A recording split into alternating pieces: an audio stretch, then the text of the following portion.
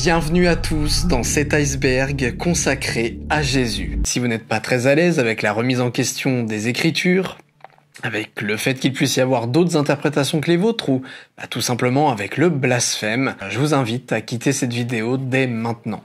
Mais pour ceux qui restent, c'est parti. Normalement, là, on devrait commencer à aborder des sujets que personne ne connaît. C'est pas un sujet évident à traiter. C'est une théorie qui fait très peu de bruit. Seuls les initiés connaissent cette histoire. Et nous, on est là pour parler de Jésus et le diable. Alors, c'est quoi cette histoire ? En 1952, le musicologue et moine italien Pellegrino Ernetti est en train de restaurer de vieux enregistrements de chants grégoriens quand, soudain, son collègue Agostino Gemelli entend la voix de son père décédé il y a longtemps. Gemelli voit en cette voix un cadeau de Dieu, un lien entre son enregistreur et la voix du Père. Les scientifiques avaient enfin la preuve que Jésus a bien existé, mais le pape est effrayé. Il comprend qu'avec cet artefact, n'importe qui pourrait savoir les secrets de n'importe quel état de le pape et que le Vatican le garde en secret. Le père François Brune, ancien prêtre français, écrit un livre pour révéler cette histoire au grand jour. Enquête sur un secret du Vatican. Croyez-vous que le pape soit l'antéchrist ? Je ne l'avais pas encore entendu dire. Répondez Candide. Pour l'anecdote, en mars 2000, le pape Jean-Paul II s'est rendu en Israël et s'est retrouvé assis sur un trône comportant une croix inversée. La tradition catholique veut que le pape en activité soit le successeur de l'apôtre Pierre. La croix inversée est donc le symbole de cette relation. D'ailleurs, dans ce sens, la croix latine se nomme la croix de Saint-Pierre. Le pape et donc toute l'église catholique était en fait pro-antichrist. Pour revenir à Pierre, on remarque qu'il a une place spéciale dans le collège des apôtres tout au long du Nouveau Testament. Dans la liste de Matthieu, Pierre est désigné comme étant le premier ou le chef. Et les apôtres savaient bien que Pierre était leur chef. Et Pierre ne fut pas le premier chronologiquement à avoir suivi Jésus, c'était André, son frère. Cette déclaration indique donc que Pierre est le chef des 12. Pierre est d'ailleurs toujours cité avant Jean, qui est pourtant le disciple que Jésus aimait. De manière générale, la manière dont l'écriture utilise le nom de Pierre est très révélatrice. Ouais, le premier saint patron du christianisme est un criminel. Voilà, info gratuite.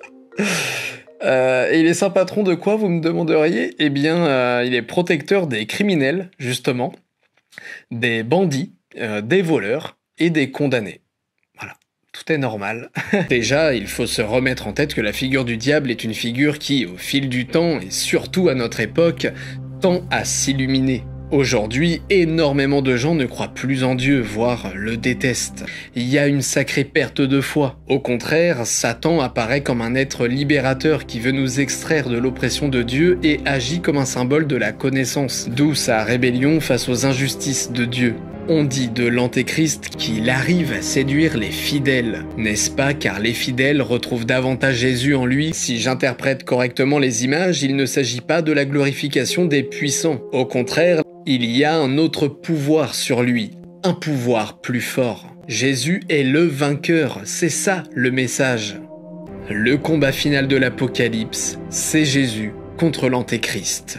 Dans l'Apocalypse, il est révélé que Jésus reviendra, et si on suit cette dernière logique, alors on ouvre la porte à un très grand débat. Pourquoi Jésus revient-il ? Car plusieurs séducteurs sont entrés dans le monde qui ne confessent point que Jésus-Christ est venu en chair. Celui qui est tel, c'est le séducteur et l'antéchrist.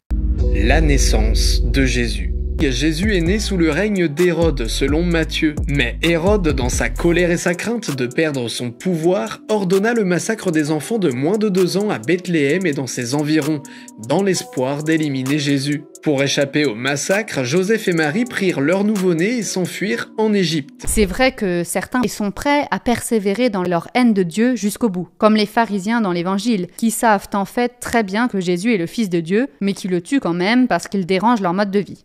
Rappelons que Jésus ne vient pas non plus de nulle part. Le peuple juif attendait un Messie et savait, d'après les prophéties de l'Ancien Testament, qu'il devait venir à cette époque environ. Et le peuple juif savait aussi sur quels éléments il pourrait reconnaître le Messie, le Christ, en se fondant là encore sur des prophéties rédigées par des prophètes il y a parfois 800 ans auparavant. Quand Jésus est-il né ?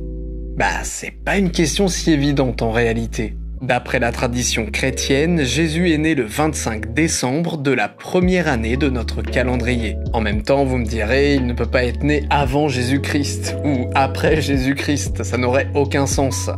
Et pourtant, si. La naissance de Jésus a été annoncée par une étoile étincelante dans le ciel et sera suivie par l'arrivée de 3 rois qui vinrent lui offrir des présents. Cette histoire est étrangement semblable à la naissance de Bouddha plus de 500 ans plus tôt. Certains pensent donc que Jésus aurait pu être, comme le veut la tradition bouddhiste, la réincarnation de Bouddha ou d'un grand sage bouddhiste. Mais qu'en est-il de l'Église chrétienne, qui rejette officiellement depuis 1500 ans la doctrine de la réincarnation?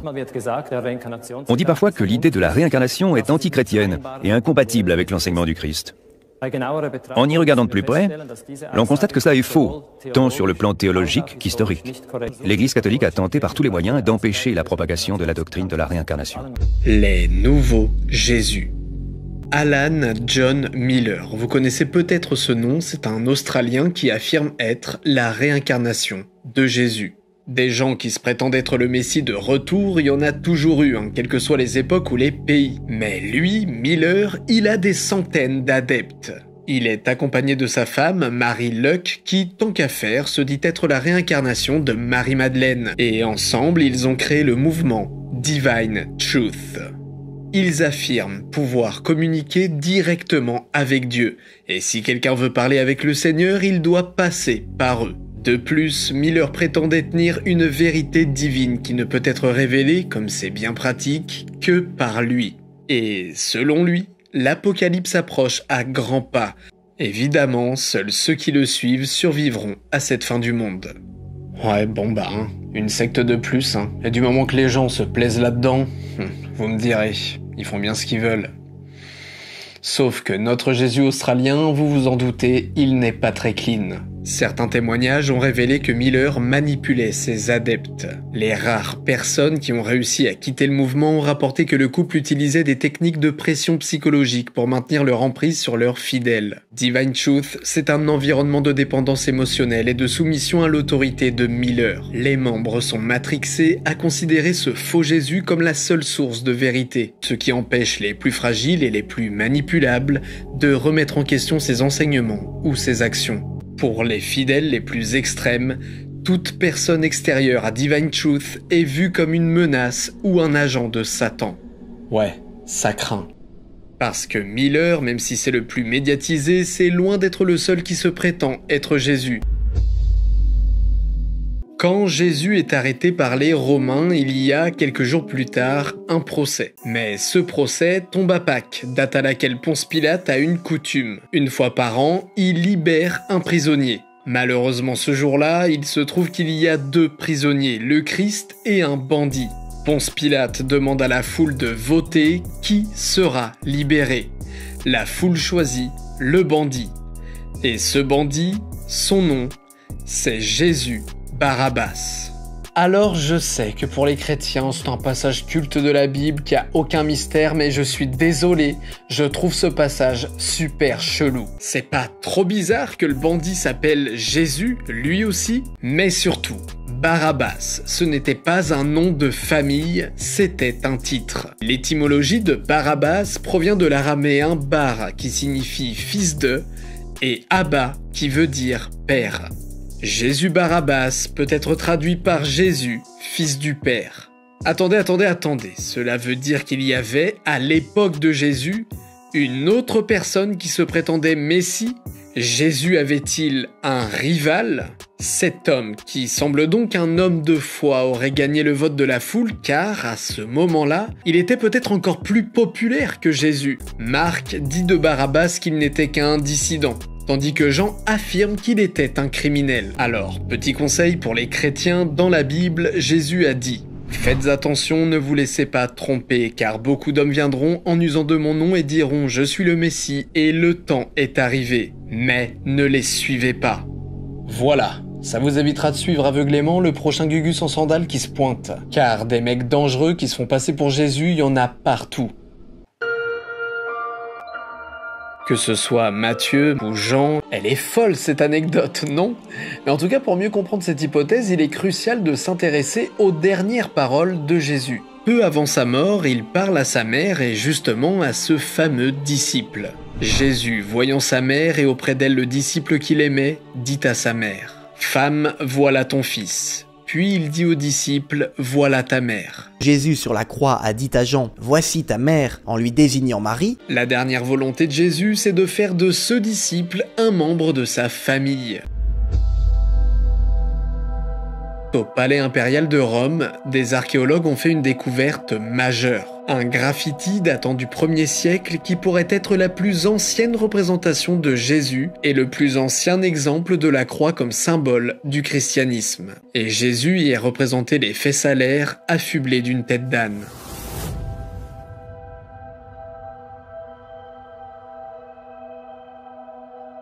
À l'époque, la tête d'âne était un symbole connu pour se moquer du Dieu unique. À côté de la croix, on y trouve un homme qui semble prier, ainsi que l'inscription « Alexamenos adore son Dieu ». Cette phrase a pour but de se moquer de cet Alexamenos qui s'est converti au culte de l'âne aux fesses nues.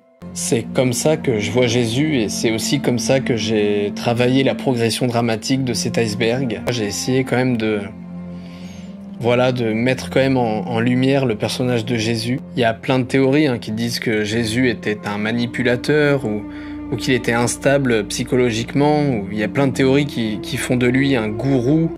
Alors pour résoudre cette incohérence, il y a deux grosses théories. La première, c'est que pour Matthieu, il faut prouver aux Juifs que Jésus est bien le roi légitime d'Israël, qu'il est vraiment le Messie promis. Il prendrait la lignée biologique de Jésus afin de mettre en avant son lien avec l'humanité. Black Jesus.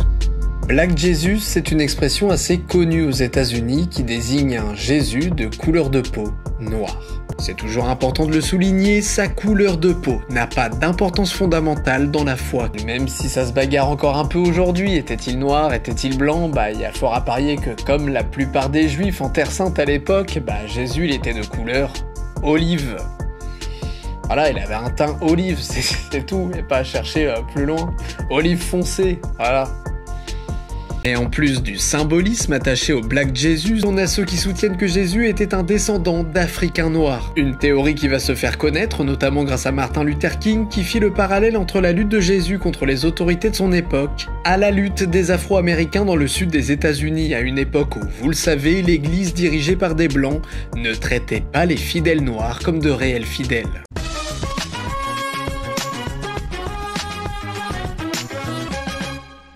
Loué soit ton retour. Oh, Dieu soit loué. Et regarde ça, ce que j'ai commandé. Un gâteau. C'est le Jésus auquel tout le monde croit. Mais je l'emmerde, c'est toi, mon pote. Ce négro, personne l'a jamais vu. Tu crois pas que cette histoire de « je suis Jesus » va un peu trop loin? Hein? On est à Campton, Renoir, pas en Jamaïque. Fais tourner Jesus. Je viens juste de l'avoir, je vais te le passer, t'inquiète. Allez, fais passer ce putain de joint. Jésus et le cannabis. Ah, la drogue et les chrétiens. Une longue histoire d'amour qui serait à l'origine de cette religion. Pourtant, les croyants font tout pour que ça ne s'ébruite pas. Mais, je suis là. On pourrait donc considérer la persécution de ceux qui consomment du cannabis comme contraire au christianisme. Jésus était-il un ivrogne qui racontait de grosses conneries et ses apôtres de grands buveurs qui, une fois bourrés, se mettaient à croire à toutes ces conneries? Des gens l'ont envisagé. La consommation excessive d'alcool par les chrétiens a longtemps été l'un des principaux arguments des détracteurs du christianisme. Comment suivre un messie qui passe son temps à picoler? On retrouve même ce reproche dans l'évangile de Matthieu. Le Fils de l'homme est venu mangeant et buvant et ils disent « c'est un mangeur et un buveur, un ami des publicains et des gens de mauvaise vie ». Ouais, Jésus aimait festoyer. Puisque le Christ était pleinement humain et qu'il avait la capacité de ressentir la douleur, la faim, la tristesse, l'amour, eh bien selon différents biblistes et théologiens, il ne serait pas choquant ni inconcevable qu'il était pleinement érotique. Aujourd'hui, il y a deux grandes écoles sur la sexualité de Jésus. Il y a ceux qui considèrent que le Christ était pleinement érotique, car humain avant tout, peu importe que ce soit avec Marie-Madeleine ou le disciple qu'il aimait, et ceux qui rejettent toute idée d'amour amoureux ou de désir sexuel venant du Christ. Mais en même temps, l'amour est au centre de la philosophie de Jésus. Alors a-t-il déjà aimé de manière amoureuse? A-t-il déjà désiré? Jésus, figure emblématique de la tolérance, qui tendait la main à tous les marginaux, à tous ceux que la société d'autrefois considérait comme des pécheurs. On peut se poser la question, était-il si tolérant car il était lui aussi un marginal? On continue à sombrer dans les profondeurs et normalement là on devrait commencer à aborder des sujets que personne ne connaît ou que seuls les réels passionnés connaissent. Il se peut que si vous êtes passionné par l'histoire de Jésus ou que vous suiviez déjà cette chaîne depuis longtemps, vous connaissiez déjà une partie des premiers sujets qu'on va traiter. C'est parti. Nous pensons que le geste du Christ a été mis au point en accord avec un certain vocabulaire pour codifier ce qui ne pouvait être dit. Ce mystère, qui est considéré par certains comme le plus grand mystère du Nouveau Testament, est à l'origine d'un bon paquet de théories. Les représentations de Jésus-Christ le montrent souvent en train de faire le fameux geste de bénédiction, avec 2 doigts tendus. Ce geste comporte une codification précise. Philosophiquement, il est le symbole de 2 choses qui sont réunies en une seule. En écho de l'évangile de Thomas, qui fait dire à Jésus dans le Logion 22, « Quand vous ferez de 2 1, alors vous entrerez dans le royaume. » Le geste du Christ nous appelle donc à compter jusqu'à 2, comme si ce 1, 2 faisait le clin d'œil à un Dieu, affirmation qui résume le monothéisme chrétien. Par ailleurs, une des affirmations essentielles de Jésus est celle-ci. « Le Père et moi, nous sommes un, comme les 2 doigts de la main. » Il affirme sa véritable égalité avec le Père, ce qui implique que le Fils et le Père sont de même nature. Les Juifs eux-mêmes avaient d'ailleurs compris que Jésus parlait d'une filiation de nature avec égalité en tant que 2e personne de la Trinité. La Trinité, que Dieu est en fait 3 personnes, c'est pas du polythéisme? Le christianisme, c'est pas une religion strictement monothéiste. Déjà, on a la fameuse Trinité, ou même tout simplement la Triforce qui renvoie à la Trinité.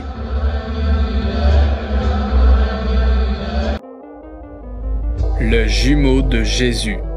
Il y a une théorie qui prétend que Jésus avait un frère jumeau. Une théorie qui repose sur 3 éléments très intrigants. Ces 2 éléments ont longtemps tourné dans les milieux chrétiens, mais l'hypothèse d'un jumeau de Jésus ne trouva jamais vraiment de succès. Peut-être que la Bible a voulu effacer le fait que Marie a accouché de 2 enfants. C'est une proposition assez absurde. Non, moi je suis pas d'accord. Peut-être que Jésus avait effectivement vraiment un frère jumeau caché.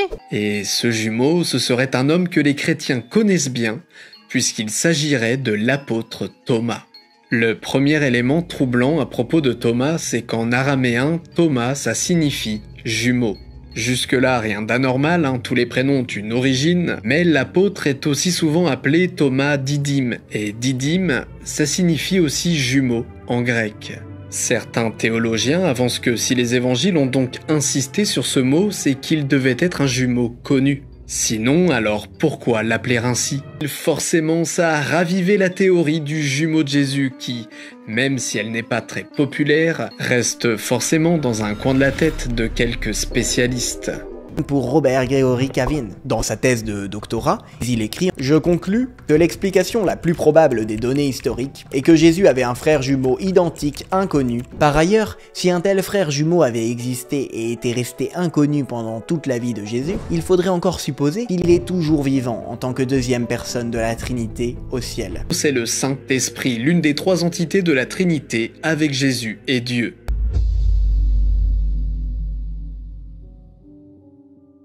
Bon, là on arrive clairement sur du très chelou. Quand Jésus est arrêté par les Romains, il y a quelques jours plus tard un procès. Malheureusement ce jour-là, il se trouve qu'il y a 2 prisonniers, le Christ et un bandit. Et ce bandit, son nom, c'est Jésus Barabbas. Alors je sais que pour les chrétiens, c'est un passage culte de la Bible qui a aucun mystère, mais je suis désolé, je trouve ce passage super chelou. Et surtout, c'est pas trop bizarre que le bandit s'appelle Jésus, lui aussi? Mais surtout, Barabbas, ce n'était pas un nom de famille, c'était un titre. Et l'étymologie de Barabbas provient de l'araméen bar, qui signifie fils de, et Abba, qui veut dire père. Jésus Barabbas peut être traduit par Jésus, fils du Père. Attendez, cela veut dire qu'il y avait, à l'époque de Jésus, une autre personne qui se prétendait Messie? Selon cette théorie, Jésus Barabbas serait Jésus lui-même. Il pourrait donc s'agir d'un procédé littéraire visant à faire le parallèle entre deux condamnés, à la découverte d'un nouvel élément. En 1945, en Égypte, sur le site archéologique de Djabal al-Tarif, les archéologues découvrirent la bibliothèque de Nag Hammadi, dans laquelle se trouvait l'évangile de Thomas ainsi que l'évangile selon Philippe, des textes apocryphes donc condamnés par l'Église, mais qui ont beaucoup circulé lors des premiers siècles. Et dans ces deux évangiles, nous avons le nom complet de l'apôtre Thomas. Ce nom, c'est Thomas Judas Didyme. Et vous vous rappelez ? On l'a vu plus haut, l'un des frères de Jésus s'appelait lui aussi Judas. Judas, c'était l'un des 12 apôtres choisis par Jésus et il faisait donc partie de son cercle restreint de disciples les plus proches. Judas accompagnait Jésus partout, il l'assistait, il prêchait avec lui la bonne parole. Judas et Jésus vont même se prêter à un ultime baiser. Mais n'empêche que cet ultime baiser, il est étrange. Comme si la Bible essayait de nous cacher quelque chose. Le disciple que Jésus aimait. Dans l'évangile de Jean, un apôtre inconnu, dont nous ne savons pas le nom, est présenté à plusieurs reprises comme le disciple que Jésus aimait. Voici quelques exemples parmi d'autres. Pierre se retourna et vit venir derrière eux le disciple que Jésus aimait, celui qui, pendant le souper, s'était penché vers Jésus. Il y avait, appuyé sur le sein de Jésus, l'un de ses disciples, celui que Jésus aimait. L'identité de cet apôtre anonyme est une énigme de la Bible, mais selon la tradition chrétienne la plus populaire, il s'agirait de Jean lui-même. Ce surnom, propre à cet apôtre, en plus de l'attention que Jésus semblait donc lui porter, eh bien ça fait dire à certains que les deux hommes avaient une relation amoureuse. Jésus gay, c'est un sujet qui a fait couler beaucoup d'encre aux États-Unis parce que c'est une idée là-bas qui revient très souvent. Il y a eu des livres, des essais, des prises de parole de prêtres sur cette idée qui, au final, ne semble pas si délirante. De plus, il s'embrassait avec Judas. Peut-être était-ce un signe de son orientation sexuelle. Elle est folle cette anecdote, non? Mais en tout cas, pour mieux comprendre cette hypothèse, il est crucial de s'intéresser aux dernières paroles de Jésus. Peu avant sa mort, il parle à sa mère et justement à ce fameux disciple. Jésus, voyant sa mère et auprès d'elle le disciple qu'il aimait, dit à sa mère « Femme, voilà ton fils ». Puis il dit au disciple « Voilà ta mère ». Jésus sur la croix a dit à Jean « Voici ta mère » en lui désignant Marie. Et dès ce moment, le disciple l'a pris chez lui. La dernière volonté de Jésus, c'est de faire de ce disciple un membre de sa famille. Saint Jean est considéré comme un des principaux apôtres du Christ. On considère traditionnellement qu'il est le disciple que Jésus aimait. Cette expression énigmatique se retrouve en plusieurs fois dans les évangiles. Il existe de nombreuses représentations d'un Jean étrangement efféminé, qui arbore une coupe et fait le geste de bénédiction. Sous le prétexte de représenter Jean, n'est-ce pas Marie-Madeleine qui est réellement figurée? On retrouve un Saint Jean efféminé dans de nombreuses figurations de la scène, le dernier repas du Christ, entouré de ses apôtres. Cet homme androgyne, appuyé contre la poitrine de Jésus, ne trahit-il pas un tout autre personnage, celui de l'épouse, cette femme totalement occultée par l'Église? Le rôle de Marie-Madeleine. Et si Marie-Madeleine était l'amante, voire l'épouse de Jésus? Cette hypothèse qui est au cœur de beaucoup de romans, beaucoup de films, je suis sûr que là parmi vous il y en a beaucoup qui la connaissent, bien cette hypothèse elle se repose en fait sur deux arguments. Le premier, c'est que dans l'évangile de Jean, Marie-Madeleine appelle Jésus Rabouni. Ce mot, que l'on traduit en France généralement dans la Bible par maître, est en réalité un diminutif de rabbi, et pourrait être utilisé par Marie afin d'ajouter une nuance d'affection ou de familiarité intime avec Jésus. Le deuxième, c'est la découverte d'évangiles apocryphes, comme celui de Philippe ou de Marie, qui insistent sur une relation particulière entre les deux protagonistes. Alors qu'au final, donc, dans les textes canoniques, il y a quasiment rien qui va dans le sens de cette relation. Mais il n'y a rien qui vient la contredire non plus. Alors, se basant sur les textes apocryphes, ces fameux textes non reconnus par l'Église aujourd'hui, mais qui ont pourtant beaucoup circulé lors des premiers siècles de notre ère, certains pensent que la Bible a voulu effacer cette relation amoureuse afin de ne pas faire de la femme l'égale de l'homme et ainsi rester plus proche de l'Ancien Testament. Mais en même temps, l'amour est au centre de la philosophie de Jésus. Alors a-t-il déjà aimé de manière amoureuse? A-t-il déjà désiré? Aujourd'hui, il y a deux grandes écoles sur la sexualité de Jésus. Il y a ceux qui considèrent que le Christ était pleinement érotique, car humain avant tout, peu importe que ce soit avec Marie-Madeleine ou le disciple qu'il aimait, et ceux qui rejettent toute idée d'amour amoureux ou de désir sexuel venant du Christ. Mais j'aimerais terminer cette partie sur les mots de Hugh Montefiore, un évêque et académicien très connu en Angleterre, qui a déclaré: Jésus pouvait être aussi bien hétérosexuel que bisexuel ou homosexuel, impossible de le ranger avec certitude dans une catégorie. L'option homosexuelle semble simplement la plus vraisemblable, car sa relation intime avec le disciple bien-aimé tend à le prouver. C'est ainsi, en tout cas, qu'on l'interpréterait chez n'importe qui aujourd'hui. Il est facile de retoucher un vieux texte, il est facile de supprimer tel ou tel passage qui dérange. Il est facile d'interdire la diffusion publique d'un évangile même très ancien, mais qui n'est pas conforme. De nombreux artistes de toutes époques ont déposé dans leurs œuvres des messages secrets qui éclairent les aspects refoulés de Marie-Madeleine. Marie-Madeleine et Marie, mère de Jacques. Y a-t-il des messages secrets relatifs à Jésus et Marie-Madeleine? De nombreux portails de cathédrales illustrent la mythique scène du couronnement de la Vierge Marie par son fils Jésus. N'est-il pas étrange qu'un roi couronne sa mère? La scène pourrait être comprise comme le mariage d'un roi, qui pose donc une couronne sur la tête de la reine, son épouse. Les tableaux révèlent que la dame n'est jamais plus âgée que son fils. En l'occurrence, cette anomalie de l'âge de Marie révèle le mariage. Qui d'autre que Marie-Madeleine pouvait être sa femme? Je tenais à rappeler un point important sur Marie. Un bon nombre de protestants accusent les catholiques de mariolatrie, c'est-à-dire une forme d'adoration envers Marie qui la placerait presque à l'égal de Dieu. Dieu a choisi de l'élever, l'honorer comme mère de son fils et reine du ciel et de la terre. En fait, c'est tout simplement du bon sens de penser que Jésus lui-même a voulu que l'on honore sa mère. C'est d'ailleurs un des 10 commandements donnés à Dieu à Moïse. Honore ton père et ta mère. Jésus a honoré sa mère, et il est tout à fait raisonnable de penser qu'il souhaite qu'on fasse de même envers elle. Depuis que Jésus sur la croix a dit à Jean « Voici ta mère » en lui désignant Marie, elle est devenue notre mère à tous. Or, comme mère, elle veut le plus grand des bonheurs pour nous. Celui-ci consiste à être uni à Dieu pour l'éternité. Donc, quand certains protestants crachent sur Marie, disent qu'il ne faut pas lui rendre un culte pour l'honorer, cela ne plaît certainement pas à Jésus, qui a justement voulu que l'on honore sa mère et qui l'a donnée comme mère à tous les hommes sur la croix. Honorer Marie en la priant ne blesse pas Jésus, au contraire, comment peut-on penser ça? Quand on aime quelqu'un, on est heureux que les autres l'aiment aussi. Jésus aime Marie, voilà bien une certitude. Marie-Madeleine nous décrit en silence qui elle est, par de simples jeux de mots portant sur son nom. L'ajout d'un « e » à son nom suggère qu'elle était mariée. Jésus était son mari. Et vous remarquerez aussi qu'il y a 3 manières d'écrire Maat, ce fameux dieu ou cette fameuse déesse Maat.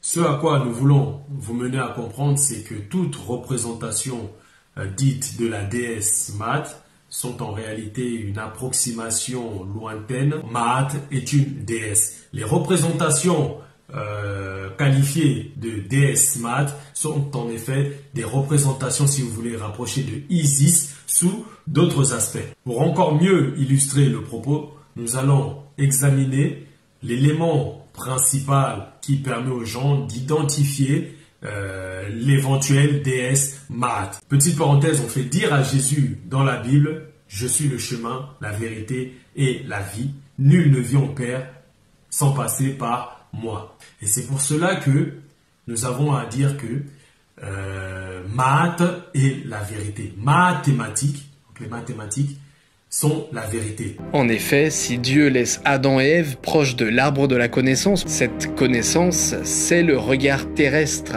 l'expérience empirique des choses, le savoir scientifique. Cette théorie est passionnante, Mais elle sous-entend que la Bible a donc transformé le message de Jésus. Le faire devenir fils de Dieu, rattacher ses enseignements à l'Ancien Testament. Il est temps de plonger et voir ce qui se trame sous la surface. Pour les plus connaisseurs d'entre vous, c'est normalement à partir d'ici qu'on va commencer. Contrairement à une croyance populaire, chez les personnes qui n'y connaissent rien à la Bible, non, Jésus n'a pas été crucifié. C'est une explication tenue par les personnes qui rejettent l'idée de la résurrection du Christ. Il y a des incohérences au sein des évangiles, qui plus est, on sait grâce au travail des historiens que le récit de la résurrection du Christ est un ajout assez tardif dans les Écritures. Ce récit n'existait pas encore dans les écrits primitifs des premiers chrétiens. Ces deux éléments font dire à certains que Jésus n'a jamais ressuscité et qu'il y a eu des magouilles, voire un complot pour le faire croire. La Bible a donc transformé le message de Jésus. Tout ça aurait permis d'asseoir le pouvoir chrétien qui pouvait dès lors compter sur une multitude de juifs qui allaient beaucoup plus facilement se convertir, voyant en Jésus le Messie tant attendu. On en revient à la parole du Coran, dans lequel, souvenez-vous, on nous dit que Jésus n'a pas été crucifié. Mais des chercheurs vont encore plus loin et émettent l'hypothèse que tout ce passage a été inventé pour ne pas accuser les juifs de la mort de Jésus. Alors, la christianisation des Juifs et des Romains pouvait se faire plus facilement, puisqu'à la lecture du passage, aucun peuple précis n'aurait de sang sur les mains. Pas mal, ils sont forts ces chrétiens. Le Talmud, c'est une compilation d'enseignements et de commentaires de rabbins sur la Torah qui constitue l'un des recueils fondamentaux des Juifs. Il parle de Jésus le Nazaréen comme d'un sorcier, un séducteur qui a été lapidé puis pendu. C'est la seule source à parler de lapidation pour Jésus au lieu d'une crucifixion. Attention! Nom de Dieu, tu viens de tuer Jésus et devait mourir sur la croix en se prenant un 4x4. Je veux rien savoir. Casse-toi et va te pendre. Toi, va te pendre, Judas. T'es sérieux, là?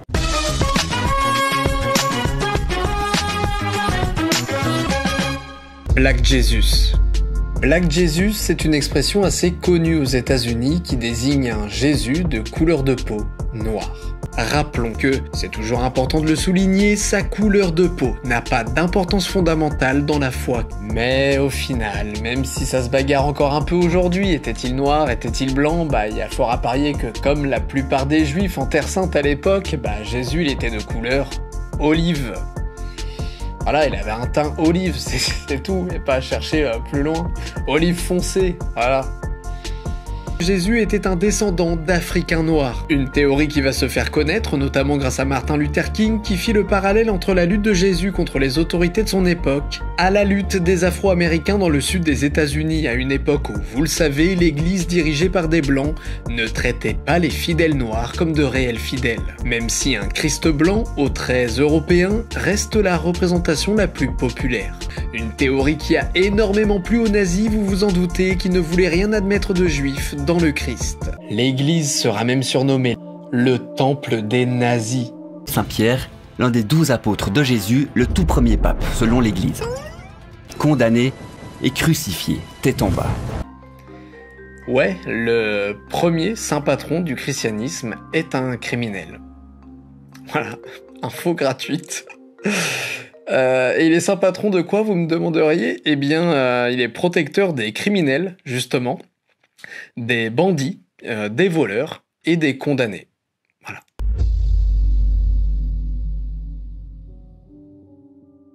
Quand Jésus est arrêté par les Romains, il y a quelques jours plus tard un procès. Malheureusement, ce jour-là, il se trouve qu'il y a 2 prisonniers, le Christ et un bandit. Et ce bandit, son nom, c'est Jésus Barabbas. Alors je sais que pour les chrétiens, c'est un passage culte de la Bible qui a aucun mystère, mais je suis désolé, je trouve ce passage super chelou. Est-ce vraiment un hasard que ça tombe pile quand Jésus est capturé? Et surtout, c'est pas trop bizarre que le bandit s'appelle Jésus, lui aussi? Il pourrait donc s'agir d'un procédé littéraire visant à faire le parallèle entre 2 condamnés. Selon cette théorie, Jésus Barabbas serait Jésus lui-même. Nous y voilà. Bravo à tous ceux qui sont encore là, à mon avis vous n'êtes pas beaucoup. Vous avez survécu aux remises en question des évangiles, aux rumeurs cheloues à propos de Jésus.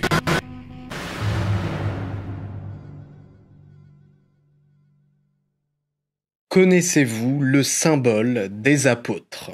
Dans ce texte fondateur de l'Église, il est dit « Je crois en Dieu, le Père Tout-Puissant, Créateur du ciel et de la terre, et en Jésus-Christ son Fils unique, notre Seigneur, qui a été conçu du Saint-Esprit, est né de la Vierge Marie, a souffert sous Ponce Pilate, a été crucifié, est mort et a été enseveli, est descendu aux enfers. » Quel texte étrange.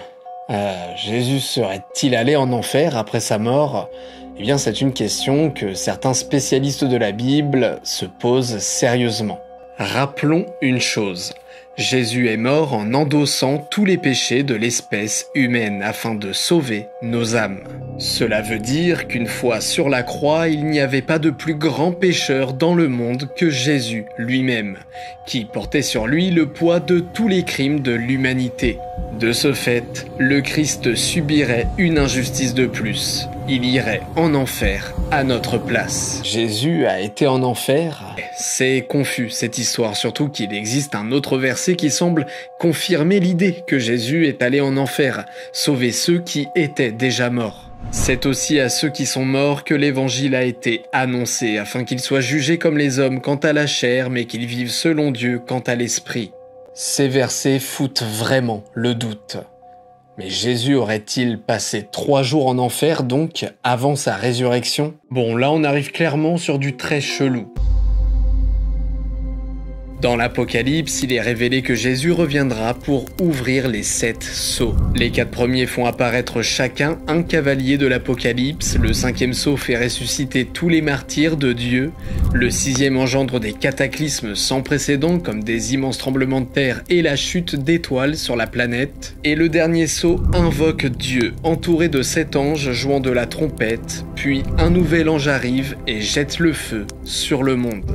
Mais Jésus, il ne fait pas tout ça sous sa forme humaine, non. Il fait ça sous la mystérieuse forme d'un agneau immolé, possédant 7 cornes et 7 yeux. Cette représentation de Jésus est saisissante pour beaucoup. Alors là, il y a 2 écoles. Ceux qui s'autorisent à penser que le livre de l'Apocalypse est très imagé et qu'il ne faut voir en cette forme de Jésus qu'une métaphore, et ceux qui soutiennent que puisqu'ils n'ont jamais douté des autres passages de la Bible, l'Apocalypse doit, elle aussi, être prise au pied de la lettre. Cette forme de Jésus que certains trouvent cauchemardesque est une source inépuisable d'analyse et d'interprétation. Bien, je me suis amusé à fusionner plusieurs hypothèses ensemble dans le but de vous proposer l'interprétation la plus sombre qui puisse exister. Jésus est régulièrement nommé l'agneau de Dieu dans les évangiles, car, tel un agneau, le Christ est pur et doit être sacrifié. Dieu l'aurait ramené sur terre sous la forme d'un agneau immolé, car étant un animal déjà sacrifié. Si l'agneau possède 7 cornes et 7 yeux, c'est pour nous révéler qu'il s'agit de Dieu lui-même, car oui, le chiffre 7 est associé à Dieu, à la perfection, et les 7 cornes représentent la toute-puissance, tandis que les 7 yeux l'ultime omniscience. Cet agneau, c'est Jésus, transformé par Dieu pour en faire l'être le plus puissant et cruel que le monde ait porté. Un Dieu vengeur et combatif, qui prône la violence pour se débarrasser du mal sur terre. Dieu a manipulé Adam et Ève pour voir s'ils allaient cueillir le fruit de la connaissance. Il a manipulé Abraham pour qu'il tue son fils. Il a manipulé Jésus pour qu'il se sacrifie. Et, lors de l'Apocalypse, il manipulera le monde à sa guise. Et on n'est pas encore au plus profond des abysses. On parle d'interprétation de croyants ou de théologiens qui voient en Jésus le diable lui-même, l'antéchrist. Et si cet ennemi final était l'ombre de Jésus lui-même? On se fie aux hadiths, car oui, chez les musulmans, on connaît la couleur de peau de Jésus, et elle était rouge. Oui, c'est bien ça, mon texte. C'est bien ça. Non, oui, elle est... Voilà. Voilà. Jésus n'est pas noir, Jésus n'est pas blanc, Jésus est rouge. Déjà, il faut se remettre en tête que la figure du diable est une figure qui, au fil du temps, et surtout à notre époque, tend à s'illuminer. Aujourd'hui, énormément de gens ne croient plus en Dieu, voire le détestent. Et les innombrables manipulations ou sacrifices orchestrés par Dieu, le fait qu'il ne vienne pas nous aider, qu'il semble tyrannique. Au contraire, Satan apparaît comme un être libérateur qui veut nous extraire de l'oppression de Dieu et agit comme un symbole de la connaissance, d'où sa rébellion face aux injustices de Dieu. En effet, si Dieu laisse Adam et Ève proches de l'arbre de la connaissance pour voir s'ils vont lui désobéir, c'est bien Satan, sous la forme d'un serpent, qui les incite à goûter à la connaissance. Cette connaissance, c'est le regard terrestre, l'expérience empirique des choses, le savoir scientifique. Et cette connaissance va à l'encontre de Dieu. Lors de la crucifixion, Jésus voulait libérer la terre du péché. Or, ce péché, c'est Dieu qui a inventé ce concept. C'est lui qui a instauré ces lois. En voulant libérer la terre du péché, Jésus ne voulait-il pas libérer la terre de son Père? Si Jésus a bien été en enfer pour libérer les âmes que son Père y avait envoyées, comme on a dit précédemment, n'est-ce pas car il est le roi des enfers et qu'il possède droit de justice sur ce lieu? Enfin, pour terminer, revenons à notre agneau aux 7 yeux et 7 cornes. Les cornes sont le symbole du diable. L'agneau immolé ne serait-il donc pas en fait, depuis le début, un bouc? Le bouc, symbole de la connaissance occulte, dans le Lévitique, livre de l'Ancien Testament, il est mentionné le rituel du bouc émissaire. Dans ce rituel, 2 boucs sont utilisés. Jésus est le diable. Alors, c'est quoi cette histoire? Eh bien tout d'abord, dans les évangiles, les détracteurs de Jésus l'assimilent déjà au malin. Lorsque, par exemple, Jésus réalise un exorcisme sur le sourd et muet. Alors on lui amena un démoniaque aveugle et muet, et il le guérit de sorte que le muet parlait et voyait. Toute la foule étonnée disait « N'est-ce point là le fils de David ?» Les pharisiens ayant entendu cela dirent « Cet homme ne chasse les démons que par Belzébuth, prince des démons. N'a-t-on pas affaire ici, depuis le départ, à une annonciation? Jésus sera le bouc sacrifié. Lucifer, le bouc envoyé dans le désert, porteur des péchés de l'humanité. Jésus et le diable ne font qu'un. Ils ont la même mission, sauver les humains de Dieu. La représentation de Jésus comme figure du diable, elle se retrouve plutôt dans certains mouvements occultes et dans des spiritualités ésotériques ou gnostiques. C'est pas un sujet évident à traiter. C'est une théorie qui fait très peu de bruit. Seuls les initiés connaissent cette histoire. Selon la théorie des anciens astronautes, les différents dieux et prophètes de nos religions et mythologies seraient des visiteurs d'une autre galaxie qui aurait façonné les cultures présentes sur Terre. Cette histoire est folle. Tout ce passage a été inventé pour ne pas être censuré dans l'Empire romain et pour ne pas accuser les Juifs de la mort de Jésus, organisée par le Vatican. Alors, si vous êtes catholique, protestant, témoin de Jéhovah, musulman, juif, peu importe, hein, ne suivez surtout pas l'une de ces hypothèses aveuglément. Ne les suivez pas juste parce que je les ai présentées, faites vos propres recherches. Notamment toutes les théories faisant de Jésus un être ignoble.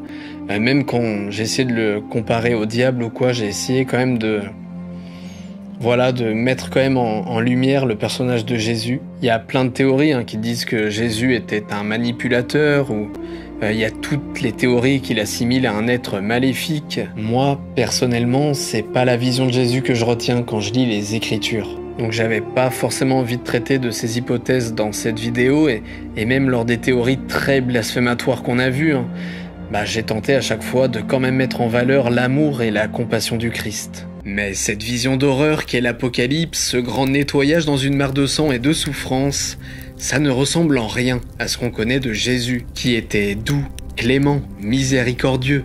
Il est alors possible que l'agneau ne soit pas tout à fait Jésus, mais un Dieu vengeur et combatif, qui prône la violence pour se débarrasser du mal sur terre, là où Jésus prônait la compréhension, la foi et le pardon. C'est comme ça que je vois Jésus, et c'est aussi comme ça que j'ai travaillé la progression dramatique de cet iceberg.